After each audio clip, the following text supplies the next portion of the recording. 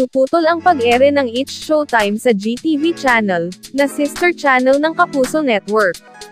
Sa mga hindi nakakaalam, mula 12 PM hanggang 2 PM lang ang It's Showtime tuwing Martes, Miyerkules, at Biyernes sa GTV, para magbigay daan para sa NCAA Season 99, simula September 29, hanggang December 1, 2023. Tuwing Lunes, Huwebes at Sabado naman ay mapapanood ng kumpleto ang It's Showtime sa GTV, mula alas 12 ng tanghali hanggang 3 PM. Samantala mapapanood pa rin ang It's Showtime sa alas 12 hanggang 3 PM sa Kapamilya Channel, A to Z Channel, at Kapamilya Online Platforms.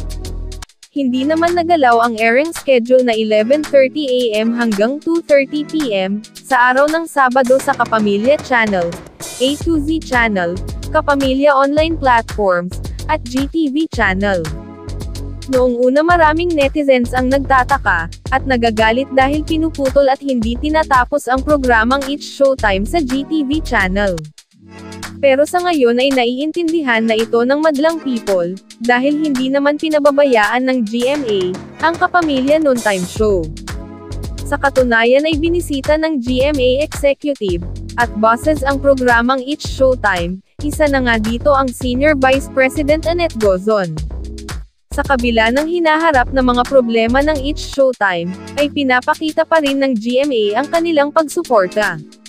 Samantala, sakaling matuloy ang 12-day suspension sa It's Showtime, ay e-ere pa rin ito pero papalitan ang title, at lalagyan ng ibang mga host.